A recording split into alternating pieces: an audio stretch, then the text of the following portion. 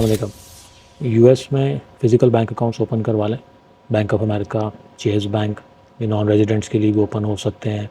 ये एड्स और इस तरह की चीज़ें आजकल कॉमनली आपको सुनने को मिलेंगी। रिसेंटली जो मरकरी ने अकाउंट्स क्लोज़ किए या वाइज में इशू आए और थ्रू आउट भी, इससे पहले भी कई बिजनेसेस को ये इश्यूज़ फेस करने पड़ते रहे हैं, इसकी वजह से ये चीज़ डिस्कशन में रहती है और अभी रिसेंटली ये ज़्यादा डिस्कस हो रही है। इस बारे में कुछ डिफरेंट जो ऑप्शन हमारे पास अवेलेबल हैं, कुछ ऑलरेडी हमारी वीडियोज़ में डिस्कस हो चुके हैं और कुछ और इस वक्त पाइपलाइन में है चीज़ें जो आईटी कंपनीज़ के लिए और डिफरेंट बिजनेसेस के लिए फर्दर सॉल्यूशंस पे हम वर्किंग कर रहे हैं।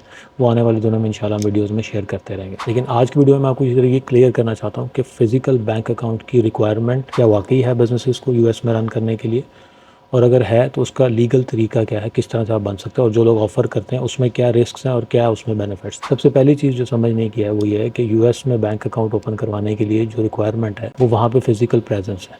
बहुत से लोगों की कन्फ्यूजन होती है कि शायद कंपनी रजिस्टर हो जाएगी, दैन कुछ लोगों को ये होता है कि प्लस ITIN बन जाएगा तो बस फिजिकल बैंक अकाउंट ओपन हो जाएगा। ऐसा नहीं है।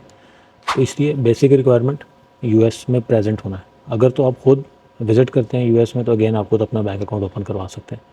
अच्छा, अब इस सूरत में मोस्टली लोग जो सर्विसेज जो ऑफ़र कर रहे हैं उनका मैकेनिज़्म क्या होता है, क्योंकि इस रिक्वायरमेंट को आप बाईपास नहीं कर सकते कि आप यूएस में मौजूद हों। वो अपने किसी रिप्रेजेंटेटिव को आपके साथ या तो कंपनी में पार्टनर या डायरेक्टर ऐड कर देंगे या उसको आपकी कंपनी का रिप्रेजेंटेटिव शो करके वहाँ बैंक में विज़िट करवाएंगे या बैंक जाएगा या ऑनलाइन प्रोसेस करवाएगा, क्योंकि वो वहाँ का लोकल रेजिडेंट है। उस सूरत में पॉसिबिलिटीज़ हैं कि ऑनलाइन भी एप्लीकेशन प्रोसेस हो जाए, तो आपकी एप्लीकेशन प्रोसेस करवाएगा और बैंक अकाउंट खुलवा लेगा। अगेन बज़ाहिर देखने में ये एक ज़बरदस्त ऑफ़र लगती है कि जी आपका फ़िज़िकल बैंक अकाउंट जो बैंक ऑफ अमेरिका या चेज़ बैंक या और भी किसी भी बैंक अकाउंट में ओपन हो जाएगा। अच्छा, इसी चीज़ को फर्दर मूव करने से पहले कि इसकी रिक्वायरमेंट एग्जैक्टली क्या है। अच्छा, इसमें डिफरेंट सिनेरियोज़ हो सकते हैं। कुछ लोग जो मोस्टली क्यूरीज मैंने देखी हैं कि आम लोग सिर्फ एक, क्योंकि डिस्कशन चल रही है तो सिंपली बिज़नेस अभी शुरू भी नहीं किया है, कोई काम नहीं है, लेकिन यह है कि हमें फ़िज़िकल बैंक अकाउंट चाहिए क्योंकि हमने सुना है कि दूसरे बैंक्स में इश्यूज़ आते हैं। तो एक कैटेगरी तो ऐसे लोगों की है जिनको अभी ज़रूरत नहीं है एज सच, लेकिन सिर्फ सुनने की बेस पे वो इस चीज़ पे चल रहे हैं कि हमें फ़िज़िकल बैंक अकाउंट चाहिए। और दूसरे कुछ ऐसे लोग हैं जिनका वॉल्यूम तो थोड़ा है, बिज़नेस चल रहा है, वॉल्यूम है, और अगेन वो भी सिर्फ इसलिए कि सेफ साइड पे हमारे पास एक दूसरा बैंकिंग ऑप्शन या फ़िज़िकल बैंकिंग ऑप्शन मिल जाए, लेकिन उनका काम स्टिल डिजिटल बैंक अकाउंट्स या फिनटेक्स के थ्रू भी रन हो सकता है, ये चल रहा है।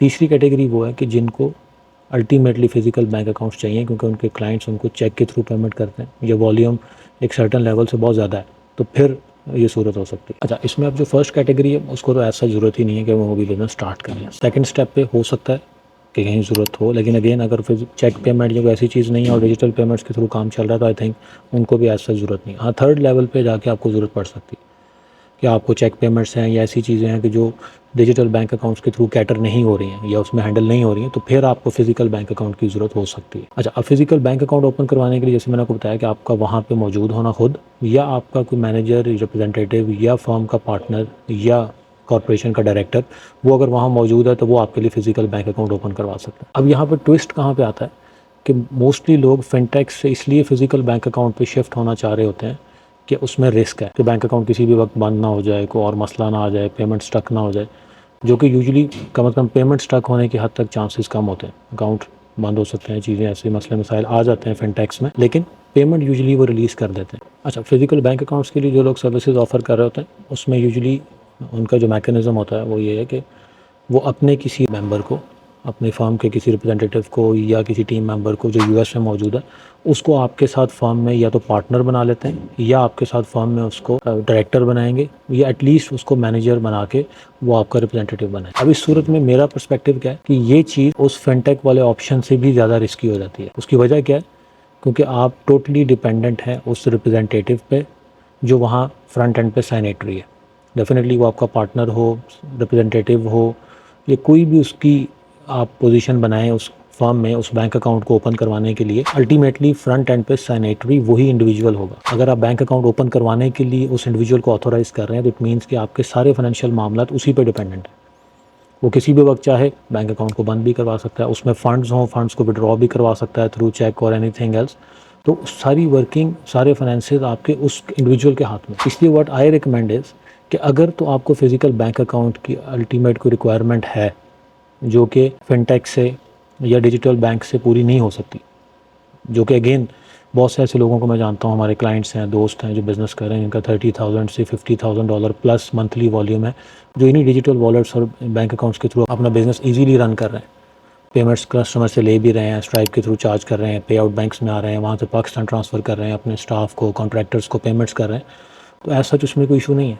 लेकिन स्टिल अगर आपको कहीं पे ज़रूरत है फ़िज़िकल बैंक अकाउंट की, तो व्हाट आई रिकमेंड इज़ कि आप या तो खुद ट्रैवल कर रहे हो यूएस, तो अपना बैंक अकाउंट खुद ओपन करवाएं, या अपने किसी ट्रस्टवर्दी फैमिली मेम्बर को या फ्रेंड को या किसी रिलेटिव को उसमें ऐड करें। किसी भी थर्ड पार्टी सर्विस प्रोवाइडर के किसी इंडिविजुअल पर रिलाई करना मेरी नज़र में एक ज़्यादा रिस्की ऑप्शन है। इसलिए अगर तो कुछ स्पेसिफिक रिक्वायरमेंट नहीं है फ़िज़िकल बैंक अकाउंट्स की, तो देयर इज़ नो नीड कि आप उस तरफ स्विच करें। और ऐसे अथेंटिक बैंकिंग ऑप्शंस मिल जाते हैं जो कि एज ए नॉन रेजिडेंट भी आपको ऑप्शन देते हैं। अच्छा, अब कुछ चीज़ों में ये भी होता है कि एक तो वो अपने रिप्रेजेंटेटिव्स को ऐड करते हैं फ़िज़िकल बैंक अकाउंट्स में, और कुछ सूरतों में आपकी इन्फॉर्मेशन में भी कहीं ना कहीं मिसकम्युनिकेशन होती है कि आपकी इन्फॉर्मेशन वो आपको as a US resident prove करने के लिए वहाँ का एड्रेस यूज़ कर दें कि आप वहीं पे रहते हैं, फिर उसको जस्टिफाई करने के लिए फ़ेक बिल्स भी बनाते हैं कुछ लोग। ये चीज़ें एडिशनली होती हैं। लेकिन ऑप्शन वन जो तरीका कुछ सर्विस प्रोवाइडर यूज़ करते हैं वो हो, या सेकंड ऑप्शन को यूज़ करें, दोनों सूरतों में अकाउंट रिस्क पे होता है कि कहीं पे भी उन चीज़ों की वेरिफिकेशन आ जाती है तो वो आपके लिए मसला बनता है। और पहले केस में वेरिफिकेशन तो वो बंदा करवा देगा, वो इंडिविजुअल वहाँ पे जो है वो आपका अकाउंट तो वेरीफाइड होगा, लेकिन फिर आप उस पर डिपेंडेंट है कि आपके फंड्स अकाउंट में पड़ें, वो कहीं मिस यूज़ हो जाएँ, वो इंडिविजुअल उनको विड्रॉ कर ले, या उस पर फर्दर कोई आपसे कोई वेरिफिकेशन मांगता है, वो उस वक्त अवेलेबल नहीं है, बैंक को वेरिफिकेशन रिक्वायर करता है और वो इंडिविजुअल उस वक्त पे वहाँ मौजूद नहीं है, वो नहीं जा सकता या नहीं जाता, तो वो फंड्स चीज़ें आपकी स्टक हो सकती हैं। तो इसलिए हमेशा कोशिश ये करें कि अगर तो कुछ स्पेसिफिक ज़रूरत नहीं है तो फिजिकल बैंक अकाउंट की तरफ जाने की ज़रूरत नहीं है। ऐसे डिजिटल ऑप्शंस को, फिनटेक्स को देखें जो एज ए नॉन रेजिडेंट ही आपको सर्विस प्रोवाइड करते हैं, और इसमें डिफरेंट ऑप्शंस अवेलेबल हैं।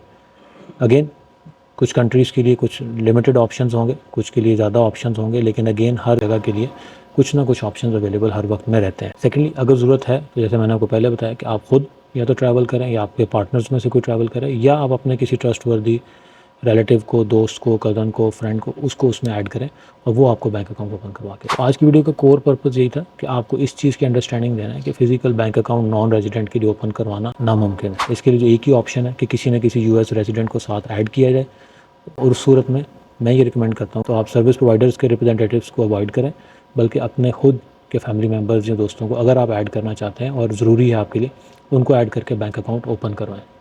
बाकी फ़र्दर कुछ बैंकिंग ऑप्शन ऑलरेडी हम डिस्कस कर चुके हैं अपने प्लेटफॉर्म पे भी।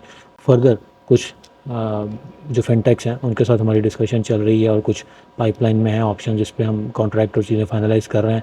उनमें से कुछ ख़ास तौर पे आईटी कंपनीज़ के लिए, सैस स्टार्टअप्स के लिए, टेक कंपनीज़ के लिए जिनका एक अच्छा वॉल्यूम है ऑलरेडी, उनके रिलेटेड ऑप्शन अवेलेबल हैं। इवन वो अगर पाकिस्तान में रहते हैं, इंडिया में, बांग्लादेश, कहीं पे भी हैं, और उनको कार्ड का ऑप्शन उसमें मिलेगा, प्लस बैंक अकाउंट नंबर मिलेगा जिसमें वो इजीली कस्टमर से डायरेक्ट चार्ज भी कर सकते हैं, पे आउट्स किसी पेमेंट गेटवे से ले सकते हैं, और इंटरनेशनली वायर ट्रांसफ़र के थ्रू कहीं पे भी अपनी पेमेंट्स को रिमिट कर। So stay tuned with us further banking options के लिए। इसके अलावा कोई भी आपका क्वेश्चन हो बिज़नेस की रजिस्ट्रेशन, उसकी टैक्स फाइलिंग, या उसके अलावा उसकी स्केलिंग और ग्रोथ के हवाले से, तो just do write to us and we will discuss it in next videos. Thank you.